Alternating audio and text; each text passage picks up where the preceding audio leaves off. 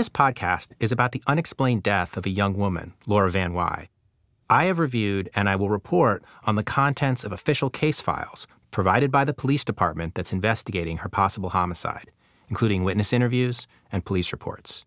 You will hear me provide my own opinions about these materials in the hopes of shedding new light on this cold case. It's important to stress, no person has ever been charged or convicted of killing Laura, and everybody identified in this podcast is innocent until proven otherwise. Previously on Bonaparte. In the early evening hours, there was a party of the family that Laura had a child in common with, and in Bonaparte in our county. 5 hours later, she's dead, and we're just trying to fill in the parts in between. You know, my view on it was like, she got hit by a truck walking that didn't have his brights on or something. I got a call from my friend Jacob, who was a mutual friend of Laura's and mine. I said, Leanne, I have resources now. I'm a real lawyer. Maybe I can help get this going. I first met Laura, I think I was probably starting 10th grade and she was starting 9th grade. That's Annie's friend Jacob, whose phone call to Annie was the call that started her quest to solve Laura's death.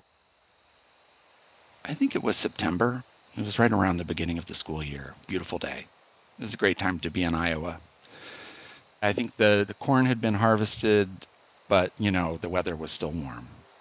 And her sister Sarah had just gotten a car. It was an absolute junker. So we went out on a little day trip, like sort of fooling around, sort of like in Gilligan's Island kind of way. It was supposed to be a 3-hour tour, but we ended up, I believe, having 3 separate flat tires over the course of this short trip. Which necessitated things like, having a farmer jack the car up, pumping up the tire. And then eventually, I think, we were all several hours late for whatever we were supposed to be doing with our parents. But over the course of that day, sitting in the back seat with Laura, I think I began to feel what was probably the first time I'd ever fallen in love with anybody. She was just so unlike anything I'd ever met, or anybody. From the very moment I first met her, I could tell she was like one of these people who wasn't sort of like subject to the same laws of physics that like everybody else was, She was like her own solar system. At some point, began holding hands, and she fell asleep with her head on my shoulder. I'll never forget that.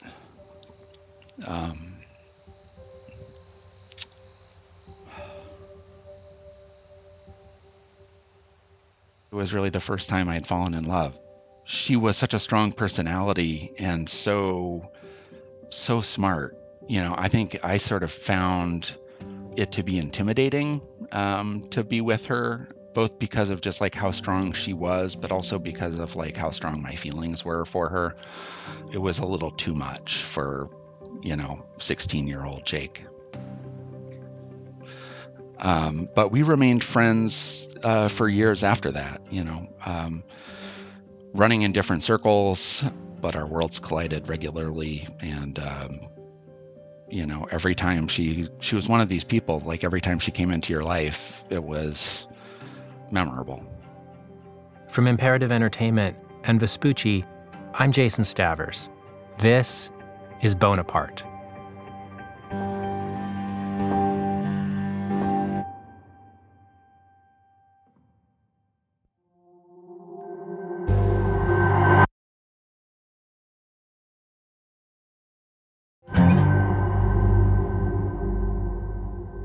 After Laura died, after the funeral and the fight over her son Samson, those close to her largely moved on and into the rest of their lives.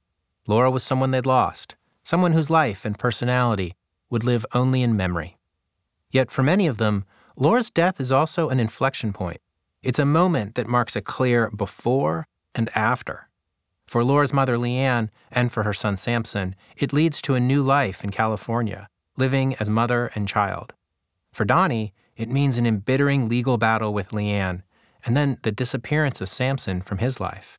And for Donnie, as for Tony and Sarah Bergman, and for everyone who was at the party in Bonaparte that night, it means a quarter century of rumors and suspicion. Looking back on this period with 25 years of perspective, Annie sees Laura's death as pivotal for her as well. After staying in Iowa City for several months to mourn Laura and to help Laura's family, Annie moves to New York City. Perhaps she would have always ended up here, but the timing and the tone of her move has everything to do with Laura. And Annie isn't alone. There's something of an Iowa City diaspora in New York, and life after Laura's death takes on a new weight. The stakes are higher. Annie loses friends to arguments that once would have been forgotten the next day. She witnesses casual drug use slip into addiction. People take jobs to pay rent, only to find themselves in careers that define their lives. Annie travels a winding course through this new terrain. She works for an environmental consultant, then at the Audubon Society, a job she loves. She goes to grad school in literature, where she teaches ESL and writes a thesis on Borges and Dante. Then, like a marble dropping into the hole at the end of the maze, she steps into law school and the rest of her life. Annie told me that in the years since, during the late nights and the marathon conference calls, the trials by fire in which she forged the tools of her profession, she thought about Laura often, thought about her as she lived, not how she died. Annie sees her job as being a problem solver, but Laura was a memory, not a case, not a problem to be solved. I knew Annie for 10 years before she told me Laura's story. I doubt she ever would have, but for that phone call from Jake and the conversation with John Zane. Because that was the contact point, the moment when the memory of Laura arced across time and formed a circuit with Annie the professional, the Annie I knew. I thought, I'm uniquely positioned here to actually do something about this wrong and help right the parts of it that can be righted, at this stage of history. Because I am close enough with her family that I have their trust, and I have the tools of a lawyer. I have a law firm. I didn't really know what exactly I could do about it, but I knew I could do something. I had seen enough by that point in my legal career, enough miracles of fact-finding, enough, miracles of the powers of shining a spotlight on something that I knew I could do something. I knew I could shake something loose. I didn't really realize what I was getting into. So Annie tries to shine a spotlight on something for the better part of 2 years. It's a slow process. She works her way through the police file provided by Leanne and formally opens up a pro bono matter at her job so she can represent Leanne and bring her firm's resources to bear. She tries bringing in the FBI. She hires a private investigator to track down possible witnesses. All of this in addition to a demanding job and the obligations of parenting 2 children. And of course, the pandemic slows everything. Then she gets her first break. She pries the complete file from the police and learns about the blood DNA evidence they have. She and Leanne convince Missouri to bring in Parabon and its cutting-edge genetic genealogy analysis. In the late summer of 2021, Annie takes her quest public. She announces a $10,000 reward and courts media interest. Things accelerate. When we launched the Facebook page and then the Des Moines Register article came out, the majority of the people that I was hearing from were people close to Laura. So it was people not necessarily who had any relevant information, but were reaching out to say, oh, I'm glad you're doing this. Not all the attention is welcome. There are profane voicemails. Her team has to scrub unfounded allegations and gossip from the Facebook comments. Then, when this podcast launches, Annie is wary. She's used to seeing her name in print, but hearing your own voice is another thing entirely. And the podcast will involve much more personal exposure than a news story. Someone had to force me to listen to it. Did you not know that? No, someone had to sit me down and play it. Fortunately, enough people are listening voluntarily that we're starting to see an impact. I've just been amazed at the reach that the podcast has had. I'm amazed at the attention it's brought to the case. I think actually the podcast has made me more optimistic that we can solve it. Once it's out there in the world is talking about it. So the people surrounding it almost have to talk about it. Even with the reward, you don't necessarily have that, right? But it's like the press that gets people talking. And once the world is talking about something, then the people who touch it in some way almost have to talk about it. At this point, I've heard from a lot of people who know people who saw Laura that night, people who were at the party, people who know the Bergmans. I've heard from a lot of people in the Bonaparte and Cahokia areas, and that really was not true a few months ago. The response to the podcast has also changed how Annie thinks about the investigation. At the outset, both of us, I think, were imagining a distinct breakthrough moment. It's not going to be one person who comes forward and says, I know the whole story. This is what happened that night. It's probably going to be little bits of information that get put together and make a better version of the puzzle that we already have that's going to break this case if it's not some random piece of DNA that we don't know about yet. It just seems like someone has not put two and two together on something they saw that night. Or maybe they hesitated to go to the police 25 years ago because they thought whatever they had to say wasn't consequential. And it may be that it's very consequential, So I hope people are hearing about it and come forward. As the leads come in, Annie follows up on them and passes any with promise to law enforcement. Some are certainly fake or incorrect, people passing on rumors or trying to start them. Many aren't so much leads as background information, context. Individually, these tips might not crack the case, but as a body of material, it's all useful. You learn about the relationships between the people. You learn about, people who may know something that you've never heard of before. Annie can't talk about all of the leads she's received. Law enforcement asks for time to investigate some, and others are too hard to evaluate until she can find out more information. Some of the tips are provided in confidence, but where she can, she shares a few with me. Remember the woman who said she was in a car traveling on Route 136 just before the truck driver found Laura? It turns out that woman was in a car with 3 friends, and they all saw something. We know this because one of them contacted Annie. The car full of women who thought they saw a dog and then later thought, oh my God, that was the woman crawling. Only 2 of the women in the car that night are still alive today, but both of them are convinced they saw Laura and not a dog. If that's the case, it strongly suggests Laura had a confrontation nearby, either in the cornfield or somewhere else close to the road. A confrontation that causes her head injury. Perhaps her assailant takes Samson from her, tosses her bag aside, and leaves, not realizing how injured Laura is, or not caring. Laura is left disoriented, unable to stand. And she was crawling across the road trying to get help, and then she fell, passed out, whatever, right? And the woman told Annie something else, something completely new to us.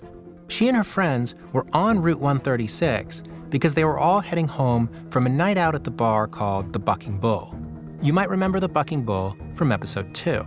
It's where John Land had the fight and then went home and stabbed himself in the leg or whatever. But the woman told Annie there is more going on at the Bucking Bull than just Land's confrontation with the owner over unpaid advertising fees. I did hear that there had been male strippers at the Bucking Bull that night, and so the person who told me that said there would have been quite a bit of traffic around the time that Laura was found. This undermines the theory that Laura was injured somewhere else and then dumped by the side of the road to make it look like a hit and run. The fact that the person said there would have been a lot of traffic made me think the idea that she's somehow pulled out of a trunk and just plopped there is maybe not super credible. Annie has also made contact with an important witness that we heard about in episode 7, a friend of the Knight family who was at the party and who figures in Donnie's alibi. Now, this is one of the many Sarahs in this series. Not Laura's sister Sarah or Sarah Bergman, but a friend of Donnie's younger brother. Donnie tells the police that this Sarah was at the house in Bonaparte until 2 a.m. She's the only person who can vouch for Donnie's whereabouts that night, who isn't a close family member. But according to the police report of her interview, she claimed to have left the party at 11 p.m. If that's true, it weakens Donnie's alibi and suggests that he may have lied to the police. I didn't think that reaching out to her on Facebook would work, but she responded, and I'm supposed to call her today. And as you also know, there's a discrepancy between the time she said she left the party and when Donnie said that she left the party. This Sarah was also a witness to the earlier events at the party, and Annie is interested in hearing a firsthand report. She told the police that she saw Laura leave the party with the Bergmans. So I think that's a very important detail to confirm, including other details about that. Were they all in the van? Did she see them put anything into the car, Laura's bags, etc.? So Annie calls her, but Sarah doesn't answer. A few minutes later, she texts Annie. She's not sure she wants to talk. Annie says she'll try again in a few days. Another compelling tip comes in at the end of November. Annie hears from a source who relates the following. A friend of the source, who knows all of the characters in this story, was speaking with one of these people recently. And this person admitted that they or another person, quote, hit Laura. The details and the context are unclear, but Annie's source believes that the admission was potentially relevant to Laura's death. So far, this is unsubstantiated, secondhand hearsay, thin enough that we're withholding the names of the people involved. But it's worth investigating, as are the other leads that have come in. The story about the woman who says she saw Laura crawling on the road. The possibility of learning more about the Bonaparte party. Annie decides it's time to pursue these opportunities. And she's worried that time may be running out. Hey, Jason, I'm going to go to Iowa the first week of December, and I'm going to go down and try to talk to Tony. I've just heard from a lot of people in his circle that he's really not doing well. I've heard that his liver transplant may be failing, and I'm literally worried that something is going to happen to him before we can resolve this case. So I'm going to go talk to him. I will take someone with me, but I just wanted to let you know. Annie is also increasing the reward. Shortly after it went live, people began contacting her, offering to help. Annie doesn't want to take people's money if she doesn't know it's going to be used. So she decides to accept pledges, which will only get collected if the reward is awarded. This relies on trust. There's nothing else securing these pledges, but it's a way to keep the story alive and generate more interest. Still, though, there's only so much Annie can do. It's the police that have to take action. Annie is passing these tips on to them, and in her view, the response has been tepid. It's a long-standing frustration. I feel like they're hesitant to go out and pound the pavement and re-interview witnesses or interview new witnesses. I think that they are waiting for resolution on certain leads with the physical evidence. I know that there is ongoing analysis of DNA going on, and I feel that they are hesitant to go out and do, I guess, what you would call like human intelligence. The prosecutor in Cahokia, with responsibility for the investigation, is telling Annie that she wants to begin with a thorough reanalysis of the physical evidence before going back to the witnesses. She told me that she had them reanalyze all of the physical evidence. She hasn't told me what tests they're running, what they're looking for. I don't know anything about that, but I know that there are new tests that they can do now that they couldn't do even 10 years ago. So maybe they're running some of that stuff. I just don't know. Re-examining existing evidence is clearly a crucial step. But with the podcast and the reward stirring up interest, Annie doesn't see why the police can't follow up on new leads now while the forensic work is underway. Annie has run hot and cold regarding the police investigation. Some days, she praises their work. Other days, she's bitter, sure that better police work would have solved the case 25 years ago. Lately, she's been critical. What's been going through my mind over the past few weeks is these police did not talk to enough people. You know, they needed to talk to everyone who knew the Bergmans. They certainly needed to talk to Tony's parents who lived right next door. I mean, they didn't talk to any of those people.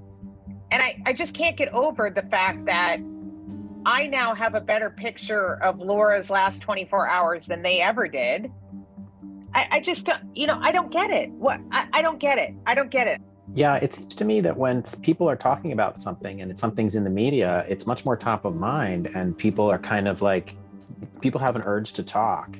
And if they wait 3 months I mean, the podcast will be done in a few weeks and it'll fade. And then people will be much quicker, I think, just to say, I don't have anything to say to you. Get off my phone. Exactly. Maybe her view is that they have one shot again with each of these witnesses, and she wants the police to be as well informed as they can be before they take that shot. Again, I kind of don't see it that way.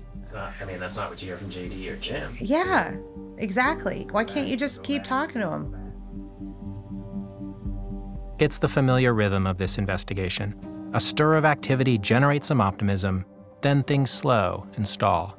That's been the case with Annie's outreach to the medical examiner. With just the autopsy report to work with, he can't tell us anything new. I asked him a bunch of questions that he couldn't really answer. He couldn't tell me anything about the timing of the injuries relative to each other. While the police are re-examining the physical evidence themselves, they tell Annie they can't let a third party have access to it. And the prosecutor has been reluctant to provide the autopsy photographs. She said she would give them to me, but then she's been like, they're really gory. I don't know if you want to see these. And I'm like, I'm not going to look at them. I want to give them to a medical examiner. What we're hoping to learn from this physical evidence is not just what injuries were sustained, but crucially, what those injuries imply about events. So I think it would be helpful to talk to someone who knows more about accident reconstruction as opposed to sort of injuries, right?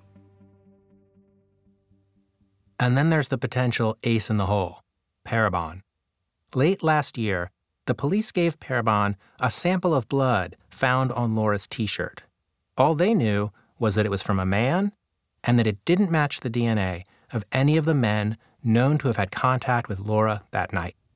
Parabon is trying to use information in publicly available DNA databases to build a family tree that can identify whose blood was on Laura's shirt.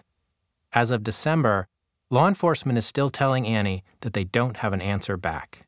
We don't know what's taking so long, but we know the process is labor-intensive and difficult. When I spoke with C.C. Moore, the genetic genealogist at Parabon, she explained how murky the process of building a family tree can be.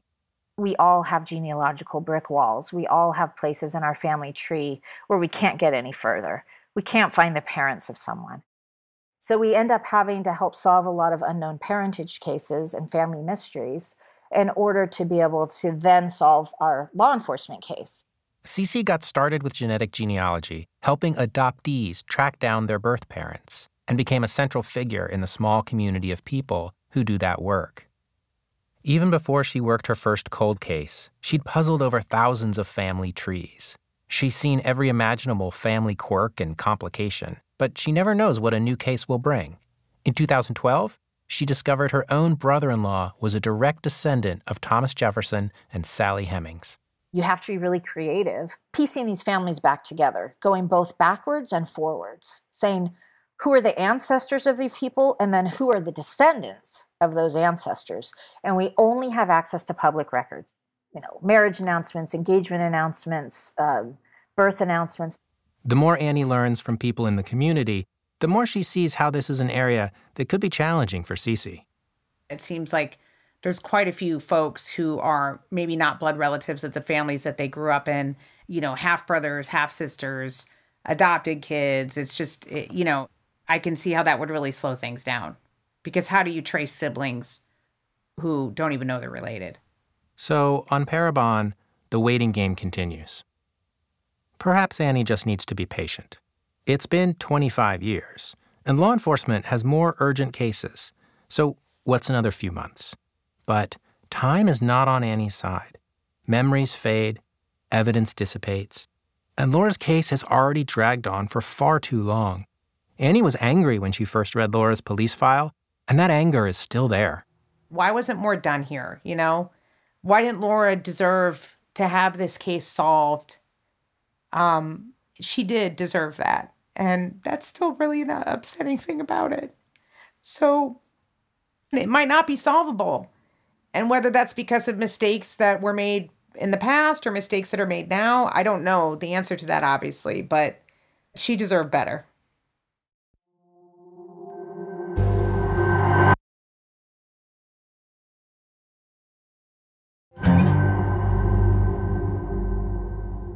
When I spoke with people who knew Laura, I asked them to tell me about their last memory of her, the last time they saw Laura. Her friend Liz grew up on a farm and still treasures how Laura could always see the wonder in nature, like she was seeing it for the first time. A few months before she died, Laura came for a visit. At the farm with Sam, and I think we got the pony out, and he rode the pony or tried to ride. Little kids don't ride, but you lead them around and you hold them on there. And some parents are, oh my God, don't do this, don't do that. And she was, he'd bounce around and he'd giggle, and she just thought that was the best. It was, beautiful sunny day, good fall time, A few weeks later, Liz had another chance to see Laura, but didn't take it. I had been home for the weekend, and Laura had her birthday, and she'd had a party, and I didn't go. And I don't know, I had something else going on. Later that week, Liz was back at her college dorm and got a phone call telling her that Laura had died. I remember then learning and thinking that when you don't go, you don't know that it might be the last time you have to see someone. And I've tried harder to, at least if I get invited someplace, to be, hey, I can't come, I'd really like to be there. Or to go, to make myself go, even if it's just for a little bit. And in a weird way, it was kind of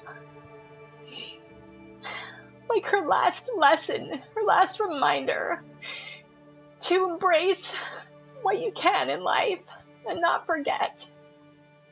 Go, that whole kind of cheesy Carpe Diem, suck the marrow out of life kind of thing. You don't know that's why I keep saying you don't know what's going to happen. And if there's an opportunity, you should take it. Before Annie goes to Iowa to investigate the leads that have come in over the past few weeks, we sit down for an interview. With no certain resolution in sight, I ask her, has all this been worth it? Is she glad that she took this opportunity? I think it has been very gratifying to have heard from so many people that knew Laura and loved Laura thanking me for doing this. They don't need to thank me. I didn't set out to do this so that people would thank me. But at the same time, I did deeply feel that this would help a lot of people. So to actually hear that that's true is very gratifying. So I guess if you're going to pour your time and money into something that may be a lost cause, you have to obviously be willing for it to be a lost cause.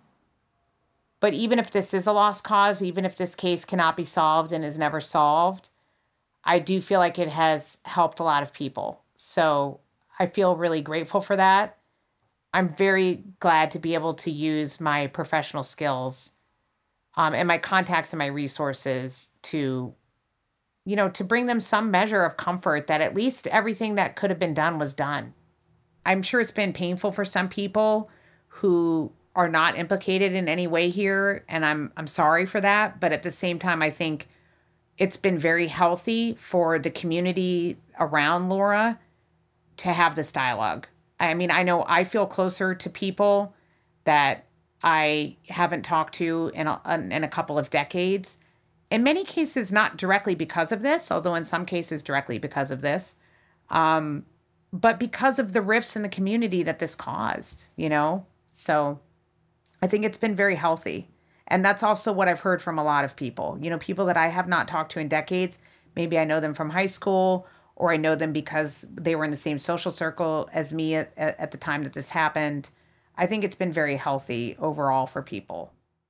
For me, it's been such an ever-present thing in my life. I play Annie some of the tape from my interview with Samson. As you heard in the last episode, he claims to have no doubts about what happened. His mother was hit by a truck, a tragic accident, one that is closed off and in the past. Whether that's ultimately true, his assessment is based on an incomplete and inaccurate version of events. But so what? What is the value of accuracy when inaccuracy buys you peace? I also don't blame him for not wanting to dig into them for himself. I mean, where does that get him? It's not his job to solve this case. I don't blame him for taking the view that he wants to have a healthy relationship with his dad. I think he does have a healthy relationship with his dad. I'm very happy about that. So then why do we need to dig into this? What's the practical value of the truth in a situation where people have made their accommodations? They've found a truth that works for them. Honestly, I think for Sam too. I mean, I think that the discussion about this would have been, and hopefully still can be, really helpful to him. I know from talking with people around Donnie that this has, forced Donnie to talk about this more and confront this more. And I'm sure that's been really emotional and hard for him. But I also think maybe that's, at the end of the day, healthier, right? Like, why is this such a big secret? Why is it so hidden, Why is it so hard to talk about? So I think, I'm hopeful that just people being more open about it and being like, hey, your mama's a cool lady. He didn't know her. I totally get that. But it doesn't have to be this big taboo, to talk about her. As we talk, though, Annie circles around to what drives her, and she rejects the notion that peace can be made based on an artificial resolution, on a manufactured truth. I want the truth. I'm not interested in anything but the truth. I'm not interested in revenge. I don't care about that. I want to know what happened. And I think that the truth has healing properties, even if it's uncomfortable. This reality is uncomfortable. This reality is really uncomfortable. There is a cloud of suspicion hanging over Donnie, a cloud of suspicion hanging over the Bergmans. If they had nothing to do with this, that's been really damn uncomfortable for them, right?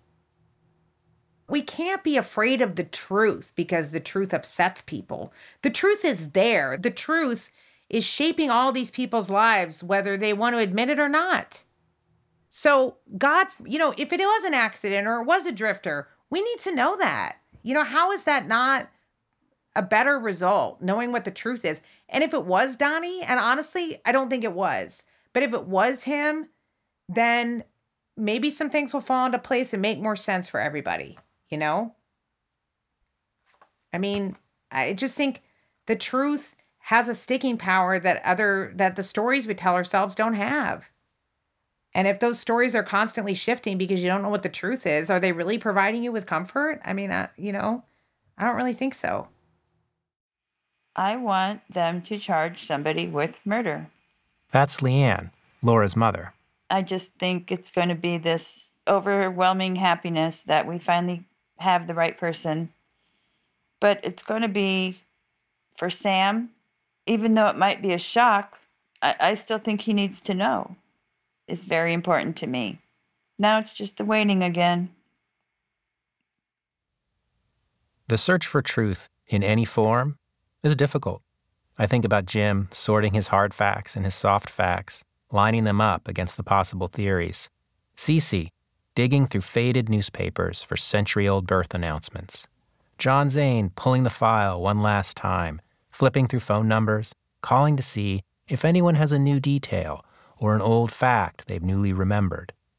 I think about Tony Bergman, haunted by something, real or imaginary, calling the police for a kind of exorcism.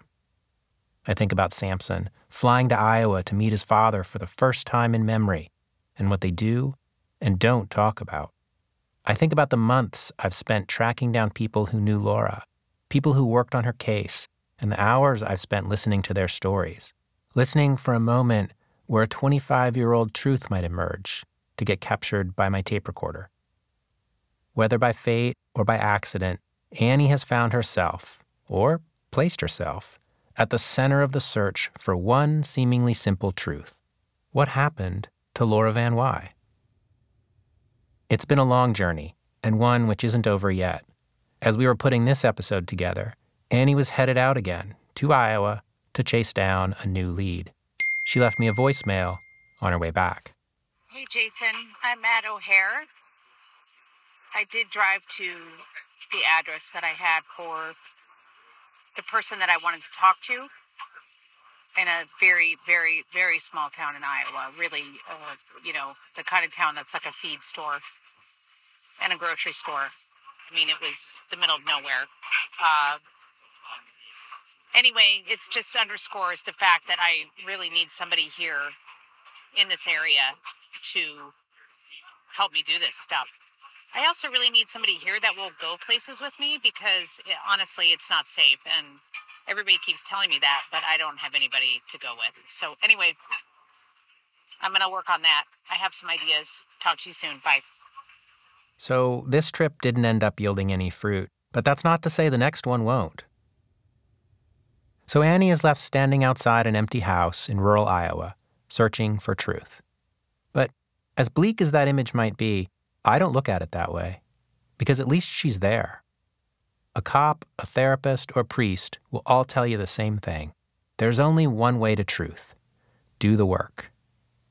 For now, that's where we'll have to leave Annie, and Leanne, and Donnie, and Samson, each living in various forms of accommodation with the mystery at the center of their lives. Annie tells me she's more optimistic about solving the case now than she has been throughout the process. We're still waiting on Parabon, waiting for the results of Missouri's review of the physical evidence, and tips continue to come in. When there are substantial new developments, we hope to bring you more episodes that cover them. We hope, eventually, to bring you an episode reporting on the final conclusion, an answer to the question, what happened to Laura Van Wyhe? For now, though, that question remains unanswered. If you have information that can help us solve this mystery, please come forward.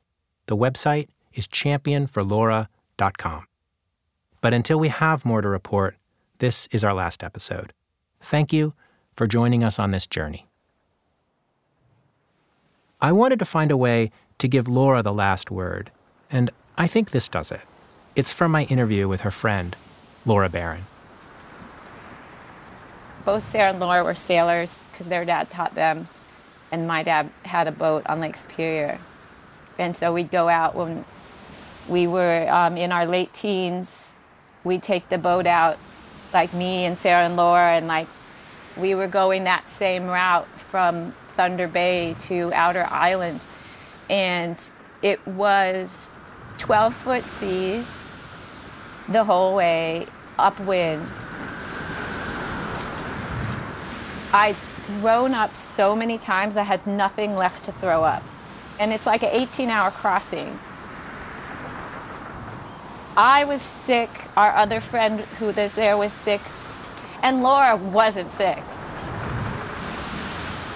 My dad's so concerned, and it's these big seas, he's concerned about me, you know, and all of that. And Laura's like, looked at my dad and like, I mean, I'm sorry those guys are sick, but this is fucking awesome.